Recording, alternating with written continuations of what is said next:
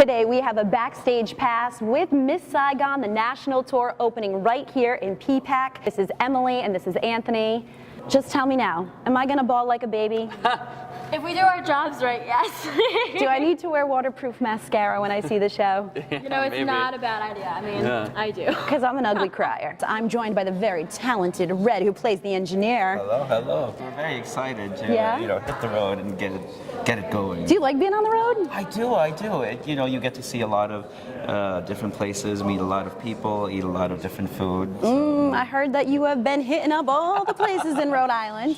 Don't tell anyone. It's but yes, it's fantastic. I love the food here. There's three things that I always think of when I think of Miss Saigon. I always think about the magnificent production, I think of the beautiful music, and the incredible and powerful story.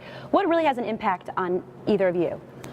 I think it's a mix of actually everything that you said. You know, the music and the story of it is just so emotional and powerful.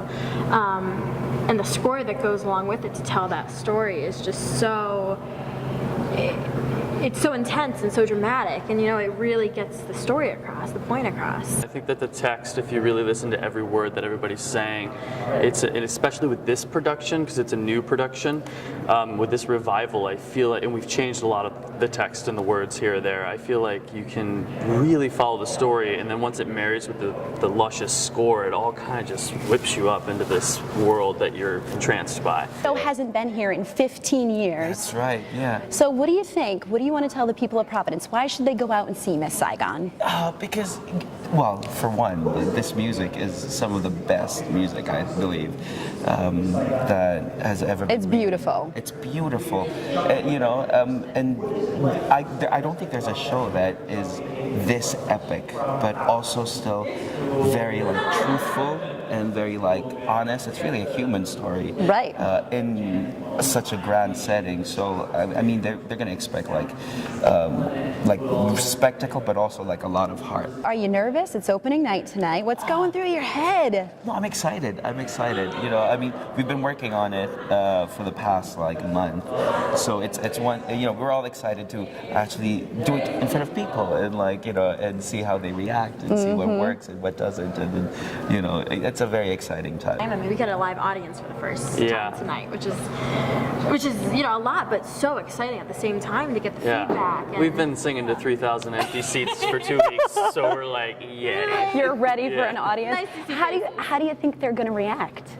What do you think they're going to react to the most? What's going to get the gasp? What's that moment that Well, we don't want to give too much away. Okay. But we do have the helicopters. Yes, we know that. So I it think is landing here in Providence. We have That's a right. real helicopter, so that's going to be exciting, I think, for everybody. And the sound department, the music, everybody does so well at making that moment a reality and making that feel like you're really there in Vietnam, and you feel that chopper and you feel that wind in your seat. I feel it when I'm on stage, and you're just here we go. This is happening. Did you ever think from your audition you'd be from there to here? Do you have that pinch myself moment? Yeah, when Claude Michel Schoenberg and Cameron McIntosh walk into the room and you're like, oh, okay, the original creators of this production that opened 29 years ago yesterday in London are here. Right. What a feeling. Oh, Yeah. totally. That's incredible.